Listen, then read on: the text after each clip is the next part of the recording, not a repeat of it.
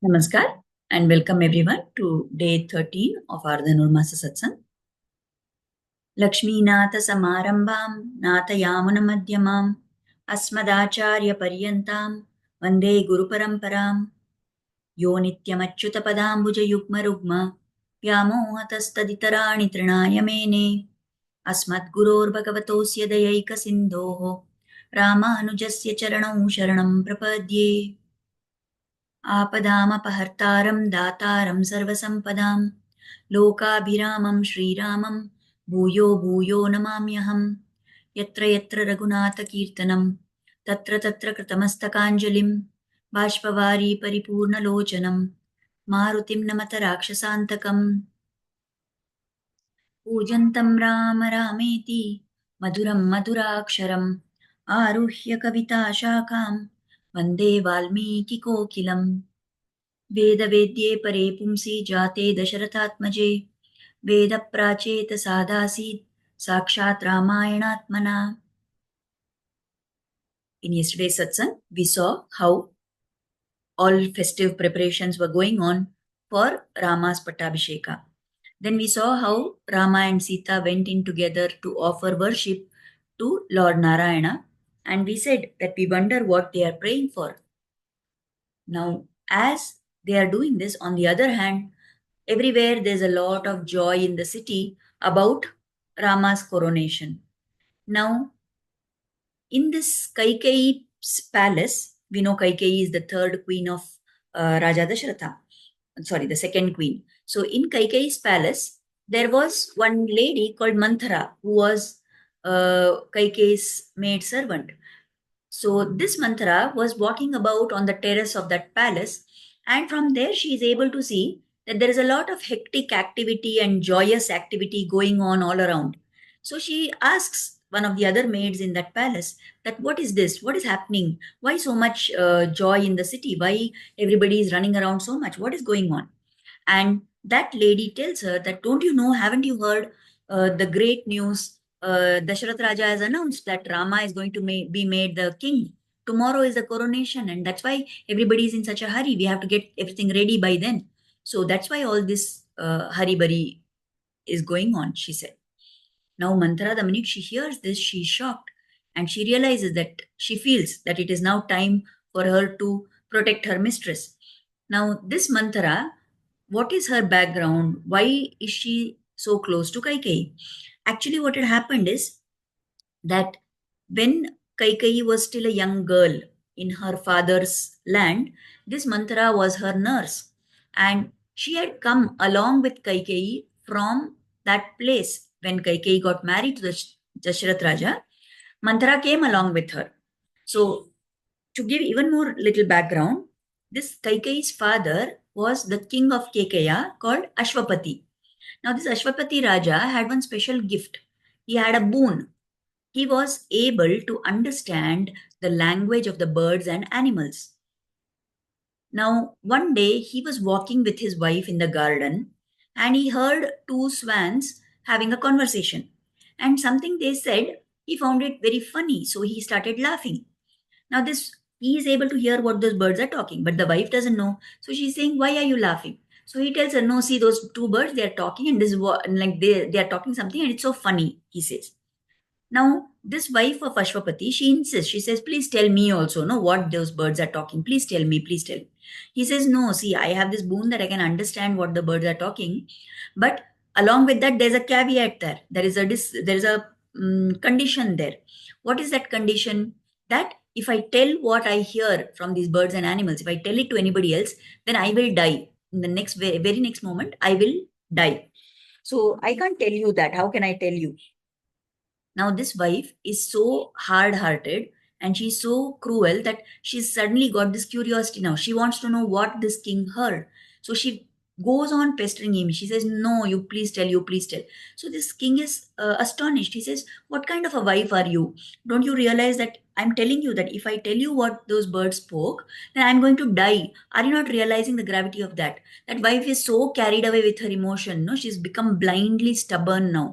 She says, "No, I don't matter what happens to you, but I want to know what those birds are talking." And that time, this Ashwapati Raja takes a very grave decision. He decides that a woman like this, who is so blinded and, this thing by her curiosity, that she is not even bothered about the life of her husband, she does not deserve to be my wife. So he sends her away.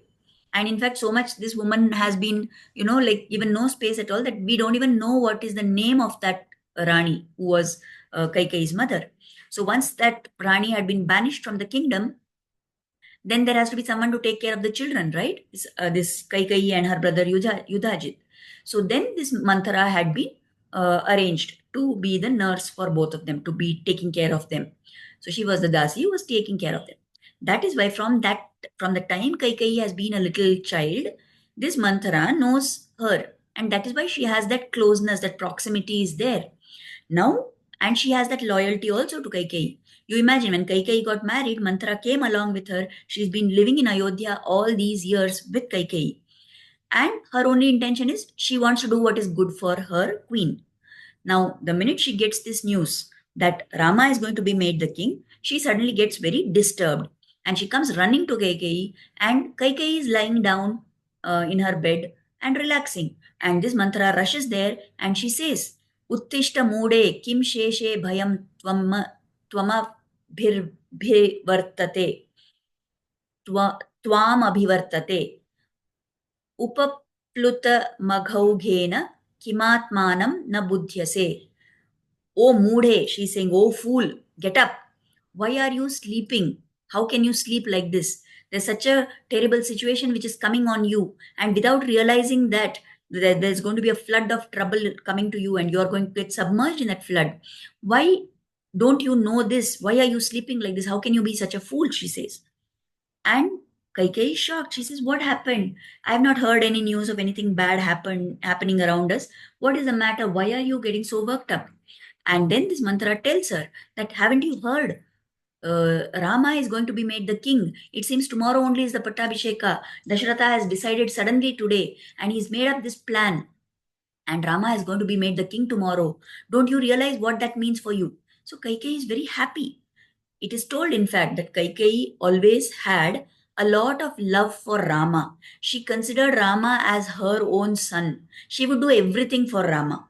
And she never had this feeling that Rama is Kausalya's son. So Kaikeyi had so much love for Rama that hearing this news now, she is delighted. And she removes one very great, costly ornament that she is wearing and gives it to Manthara. Here, Manthara, you brought such good news to me. Take this. And she thinks she is rewarding Manthara. But Manthara just throws that aside. She says, what nonsense. What are you doing? How can you say that this is good news? Don't you realize that now if Rama is going to be the king, that means your son Bharata is not going to be the king. And why is she stressing this? Because at the time of giving Kaikeyi in marriage to Dasharatha, Dasharatha had made a promise. He was so enamored of this beautiful woman and he wanted to marry her at all costs that there was a condition imposed by Ashwapati, Raja Ashwapati, Kaikeyi's father. He had told, and Dasharatha had agreed, that no matter how many queens I have, how many ever children they may be having, when it is time for me to step down from the throne, I will make Kaikeyi's son as the king. He will be the king after me, Kaikeyi's son. Now Manthara is reminding Kaikeyi of this. So Kaikeyi says, so what? It's okay. It doesn't matter. Rama is definitely better than Bharata. I'm very happy if Rama becomes. And anyway, he is the firstborn. What that condition? It's such an old thing. Long ago it was given. It's fine. I don't mind that. I'm not going to hold on to that and say Bharata should be king. Rama is much better suited to be the king. I'm very happy about that, she says. Now, slowly, this Manthara talks and talks and talks and starts weaving her, designs in the mind of Kaikeyi. What she starts telling her is, don't you realize if Rama becomes king, then what is the status of Bharata? He is going to be nothing more than a servant. Still, Kaikeyi says, is not so much, upset by that. She says, okay, so what? So Manthara then tells, she puts the biggest, most poisonous dart that we can ever put into anybody's heart. So Manthara tells Kaikeyi, she says, do you realize what it will mean for you? Forget about Bharata. But if Rama becomes king, then his mother, Kausalya, is going to be the Rajamata. She will have all the status. All these years, you had kept Raja Dasharatha in your control because of your beauty and your wiles, and he was infatuated with you. And that's why you had such a good status in Ayodhya. But you imagine now, when Rama becomes the king, then it is Kausalya who is going to have all the power, and you will have nothing. Your son Bharata will be like a servant to Rama, and you will be like a servant to Kausalya. The minute Manthara says this, that jealousy rears its head up. That monster of jealousy opens and it starts raising its head in the heart of Kaikeyi. Slowly, she pays attention to what Mantra is telling, and then Mantra goes on telling her more and more. And then Kaikeyi gets trapped. She falls into the trap laid by this Mantra, and she says that, okay, here actually Valmiki describes that as soon as Mantra starts telling this and Kaikeyi realizes the value of what she's telling, she tells Mantra, "Oh Mantra, I never noticed that you are having a hunchback. You are looking so beautiful to me." She says that. So that just shows us, that when we are carried away with affection for someone, when they are telling something for our benefit, then we don't even notice what is wrong with them. We are carried away in that and we feel to us they look the most beautiful people in the world. So she says like that. And then she asks Mantra, "Tell me now, what should I do?" Because now she is very desperate. She has started feeling that, oh, Kausalya is going to become more powerful. I will have no value. I will be like a servant maid. And that insecurity that she starts feeling leads to a lot of anxiety in her heart. And now she is desperate. She asks Mantra, she begs Mantra that please guide me. Tell me what I should do. How can I overcome this situation? How can I turn it to my advantage? And then Mantra tells her the plan. In that um, palace of Kaikeyi, there is one room which is exclusively kept for people who are going to retire to that place when they have a lot of anger. And that is called as a Kopagraha. So this mantra tells Kaikeyi that you go and be in that Kopagraha and you refuse to talk to anybody and do anything to, not have, you refuse to have interaction with anybody. And when you do that, Raja will definitely come to find out what it is that troubles you. And when he comes there, you make him agree to your request. Now, Kaikeyi is saying, what request? How will I have a hold over the Raja? Why he will listen to me? So she tells him, Mantra tells Kaikeyi that you remember, you have forgotten long, long ago when there was a war between the Asuras and the Devas. Then the Devatas had called your husband, Dasharatha had gone there to help them. And at that point of time, when he was injured in that war, you had driven his chariot away from that place and he was about to die, so bad was his condition, but you had nursed him back to health. And at that time, pleased with all what you had done for him, the Raja had promised you two boons. He said he will give you two varas and you can ask whatever you want and he will get it done for you. Now, that time you had said that you don't want anything, and you said, I will ask you later when the time comes. And now is the time, Kaikeyi, that you have to ask for these boons. So, that in this manner, Mantra instigates Kaikeyi. Now, as per Mantra's advice, Kaikeyi goes and falls. She takes off all her earrings. Her hair is left wide open. She doesn't comb her hair. Whatever she had combed, she removes her hair, unpins it. It is all over the place. She is disheveled like that. And she's in tears. She's in anger. Her clothes are all in disarray. She goes and she falls on the floor and she's lying there in that situation. Now, after finishing all the activities, making sure that arrangements are being done, late in the night, Raja Dasharatha comes. Now he is suddenly wanting the company of Kaikeyi. So he comes there and he is very excited because he also knows that Kaikeyi has so much love for Rama.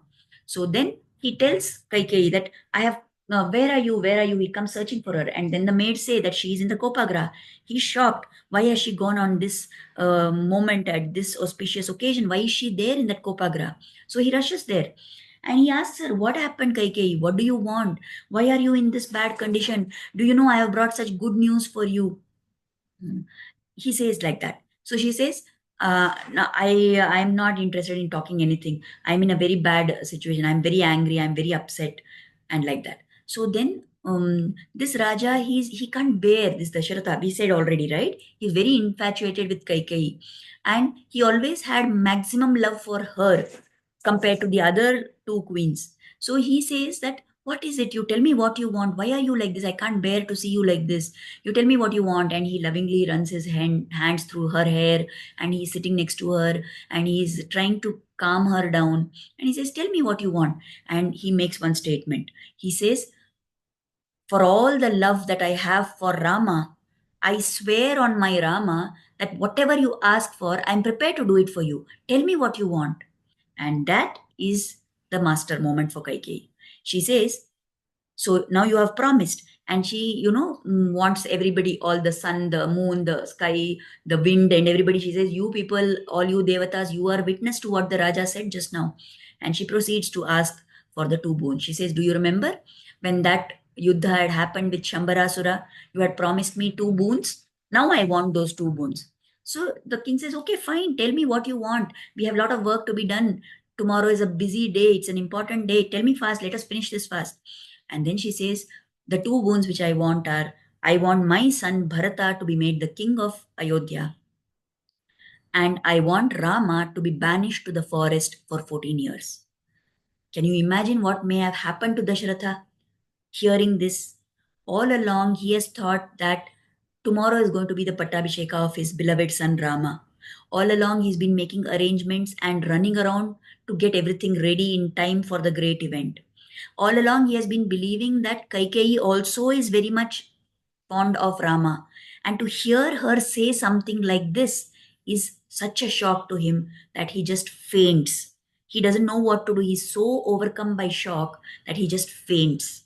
So let us pause the scene for here at this point, because we have a lot of things to discuss about these events which have happened. And there are a lot of lessons for us to learn.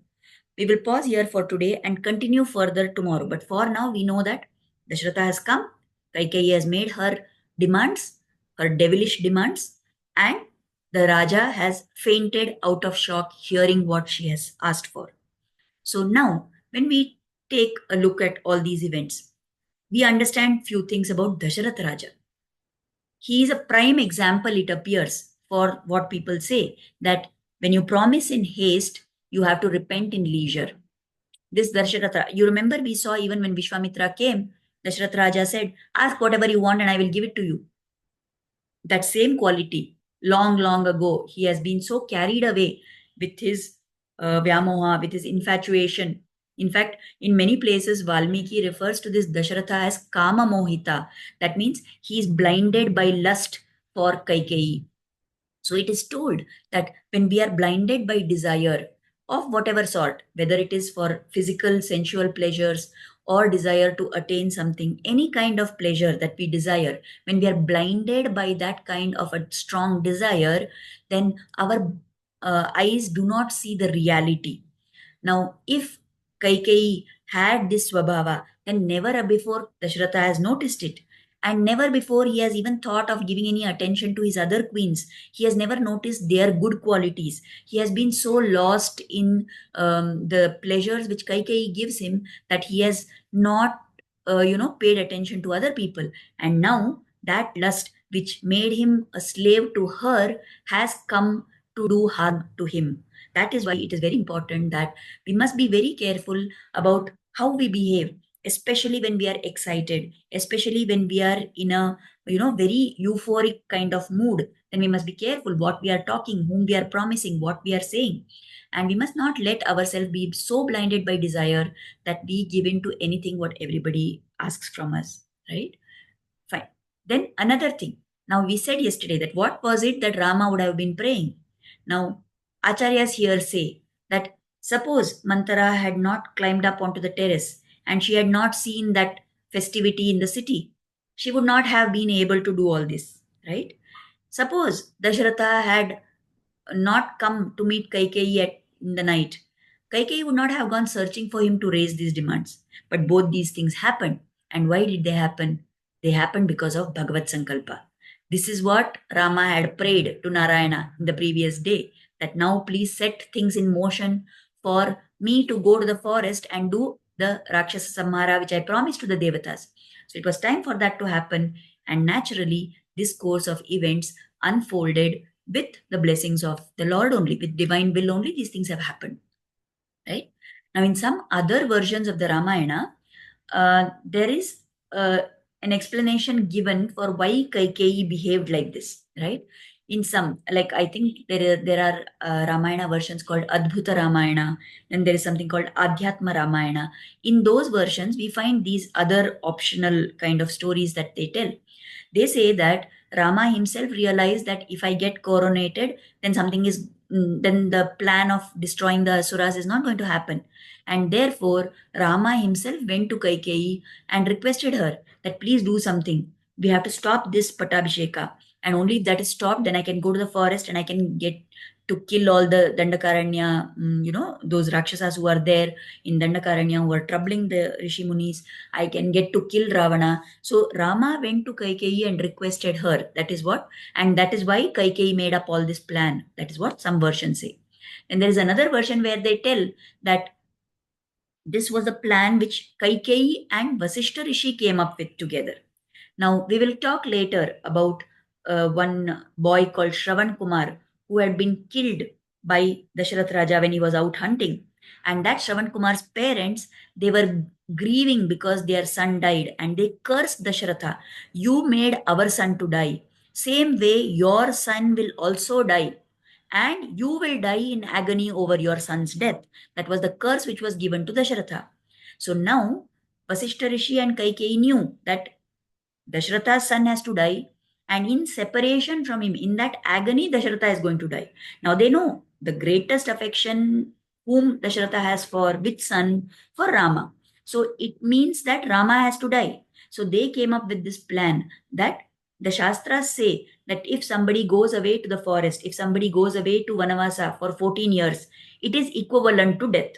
Okay, so that condition that Dasharatha's son has to die would be fulfilled by sending him away to the forest for 14 years. But in reality, Rama would not die. He would live and he would come back. Now, Dasharatha dying in separation from the son, that was unavoidable. But at least they could do something to make sure that Rama does not die. So, in that version, if we look at it that way, then they did not know that Rama was divine, he was Avatara of Lord, and he cannot die. So, they took the decision, whatever best they could come up with.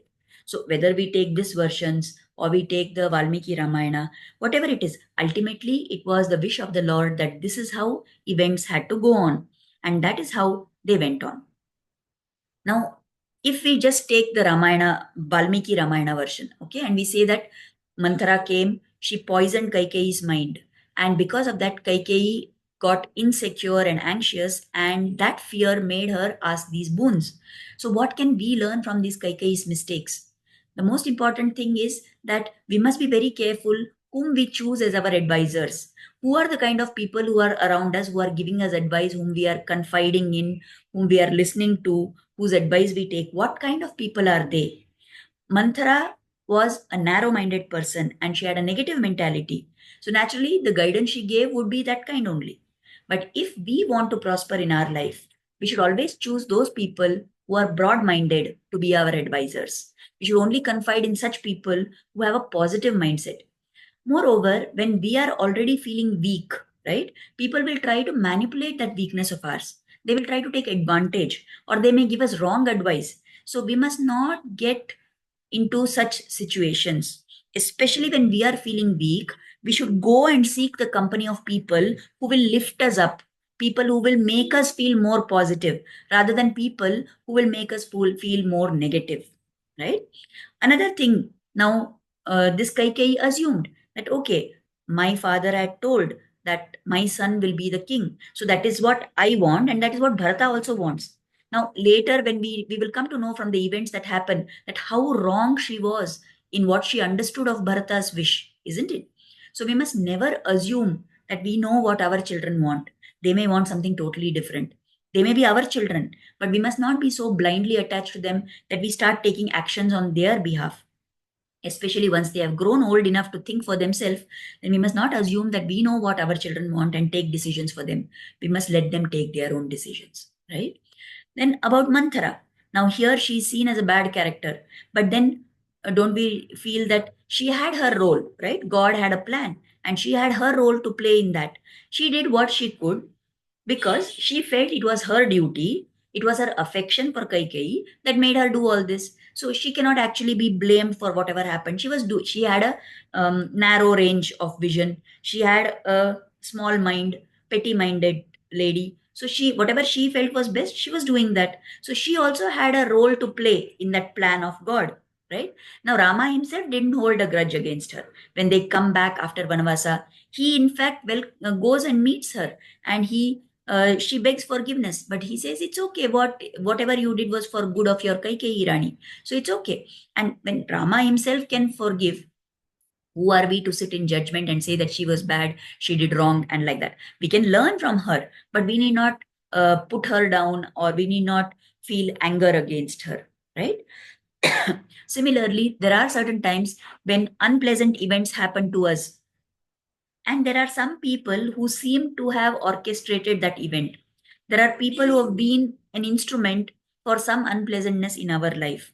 So, just as Rama forgave Manthara, can we learn to forgive those people who kind of bring about some unpleasantness in our life? Many times we don't like unpleasant situations, but the outcome of that unpleasant situation is that it would have been for the good only. If we look back at it after some weeks or months or years, we realize that at that time that event was unpleasant for me, but in reality it was for the good only. So at that time we would have felt angry about somebody who played a role in that event, but now that we realize that it was all for good, we should learn to let go of our grudges against those people. We can let go of our anger. We should learn to forgive and forget, and that will make us lead a peaceful life. That is something we can learn from Manthara's situation. Now, if we think of Kaikeyi's situation, right? You remember I told you about how she didn't have the love and affection which a mother would have given her. She was only brought up by this Manthara. So if suppose we say that she had a loving mother who taught her what is right, what is wrong, then this Manthara would never have been in the picture at all, right? So many times, if in childhood children don't get the right nurturing, they grow up to be insecure adults, and then they get carried away with what people around them are telling. So many times we feel insecure because we think others are not giving us importance.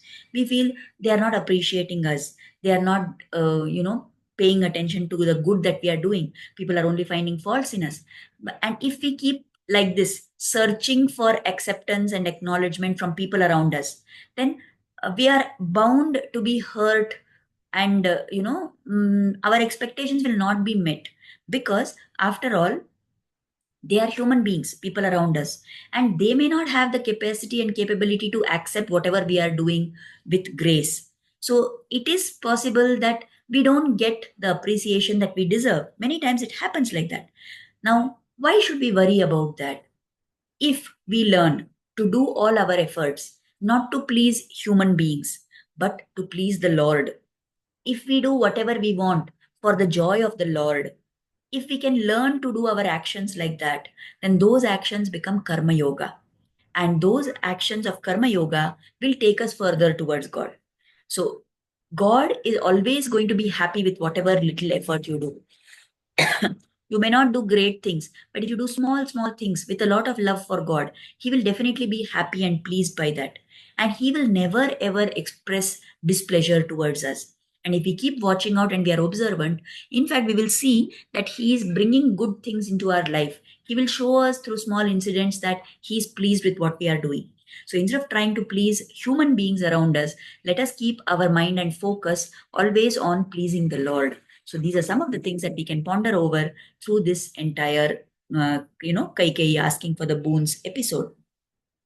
I hope and pray that the Lord will bless us with the ability to understand these things, the ability to practice these things in our life. And we have to be grateful for this opportunity to learn of all these things because of the teachings of our great acharyas. So let us offer Kritagnyata at the lotus feet of Acharya and Sri Rama and pray that their blessings and grace will always be on us. मङ्गलं कोसलेन्द्राय महनीयगुणाब्धये चक्रवर्तितनूजाय सार्वभौमाय मङ्गलं वेदवेदान्तवेद्याय मेघश्यामलमूर्तये पुंसां मोहनरूपाय पुण्यश्लोकाय मङ्गलं पितृभक्ताय सततं भ्रातृभिः सह सीतया नन्दिताखिललोकाय रामभद्राय मङ्गलम् श्रीमते रघुवीराय सेतुलङ्घितसिन्धवे जितराक्षसराजाय रणधीराय मङ्गलम् मङ्गलाशासनपरैर्मदाचार्यपुरोगमैः सर्वैश्च पूर्वैराचार्यैः सत्कृतायास्तु मङ्गलम्. Thank you, everybody. And we will meet again tomorrow with the next set of events that unfold in the Ramayana. Namaskar.